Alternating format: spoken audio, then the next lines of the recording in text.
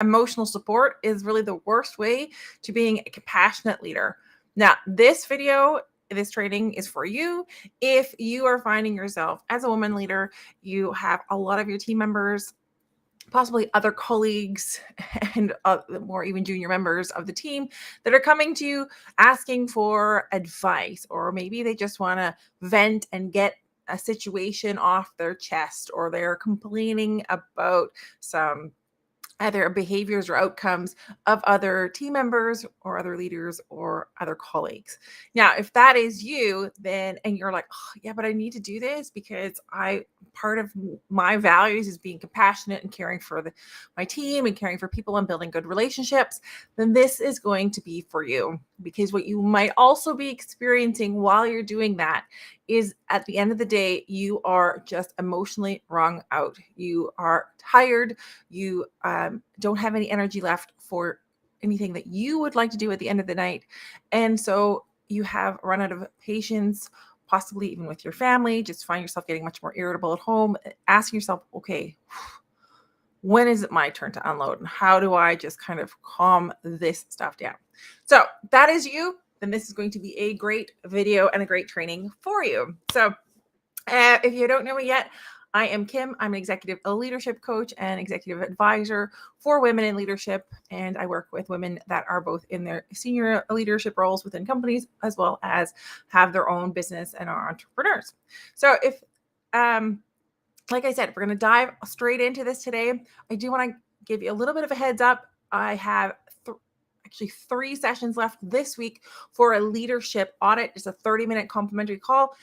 And we dive into looking at all the different areas of leadership for you, and you walk away with a personalized strategy from me on what you can do that is going to take your leadership, advance your career to the next level. Or even if it's as simple as, hey, you know what?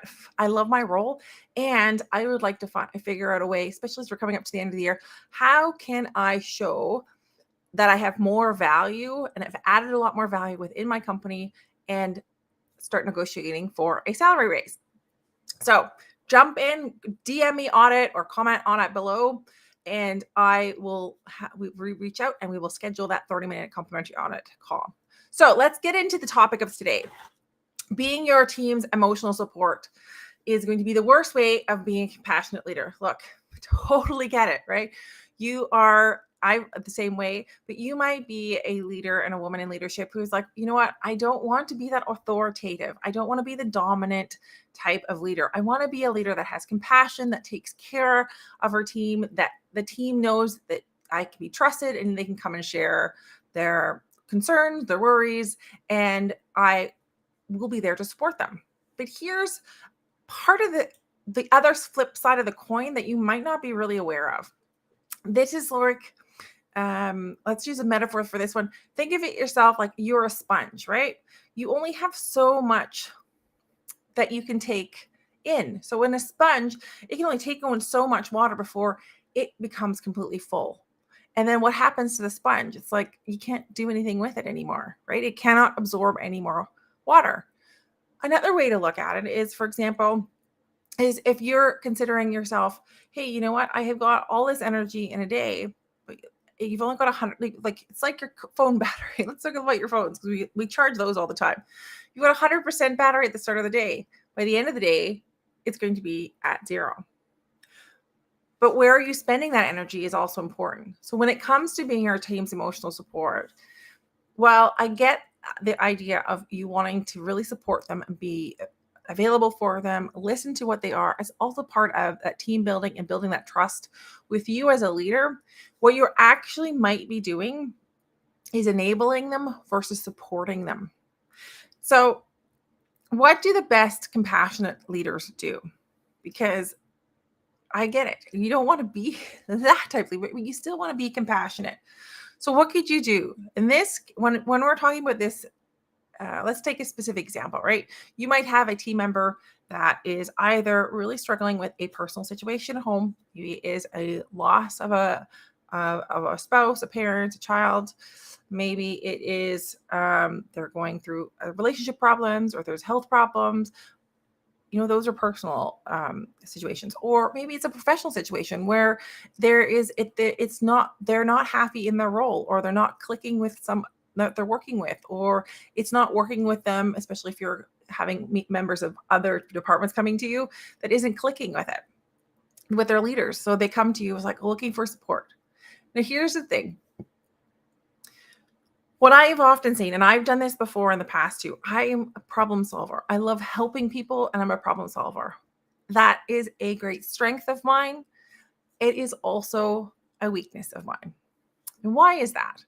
So most of the women that I work with, they have amazingly big hearts, and they are the most compassionate people that you'll find, but that's also their weakness. Because here's the thing.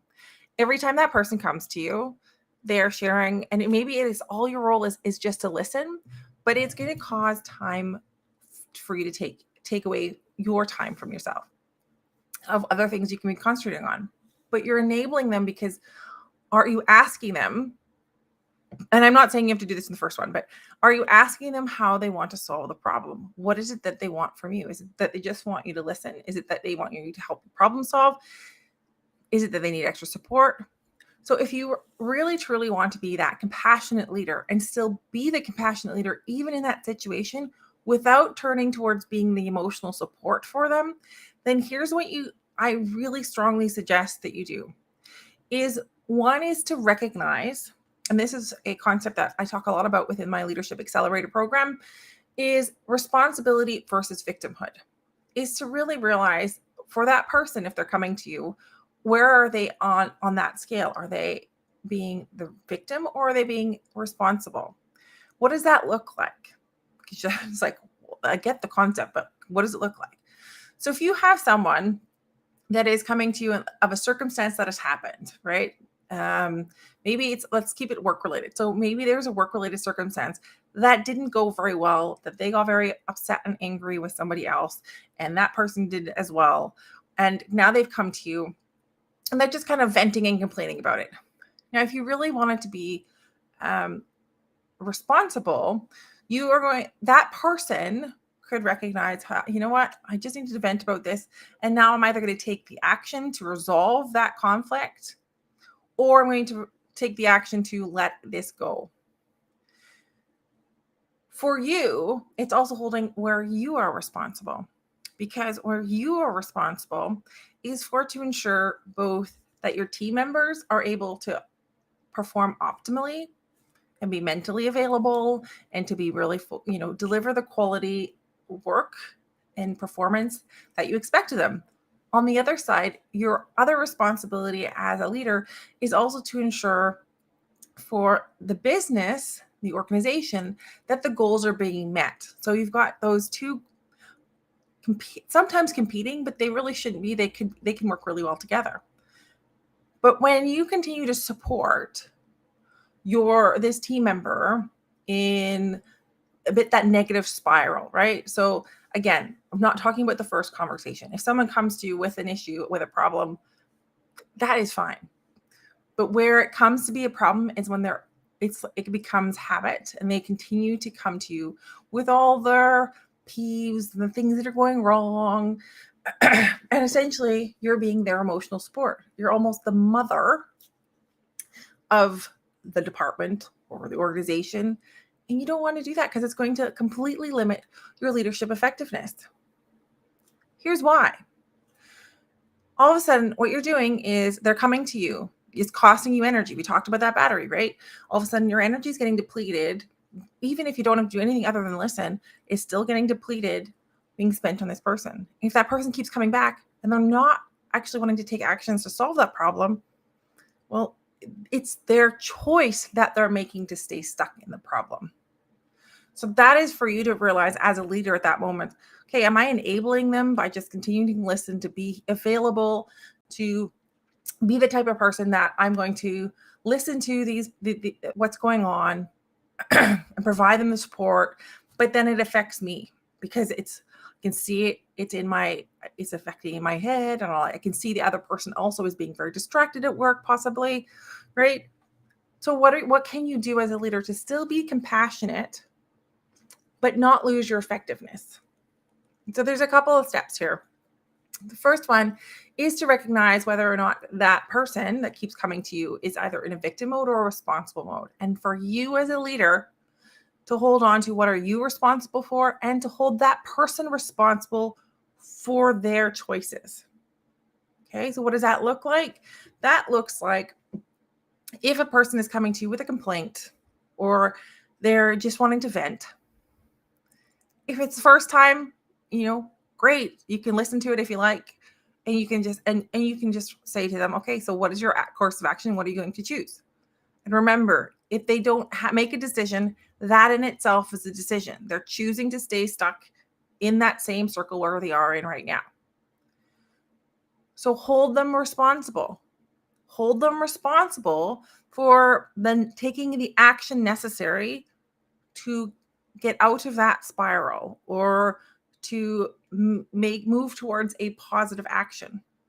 Now, I know there's going to be someone's going to jump up and like, yeah, but Kim, like if someone that passed away, they've experienced a personal loss, I can just can't just tell them to take responsibility. Sure, you can. And responsibility could look like, do you need to take some time off? What kind of support do you need? And it doesn't mean that you have to provide all the emotional support, but you could come up with what resources can I as a leader make available to you to support you through this process?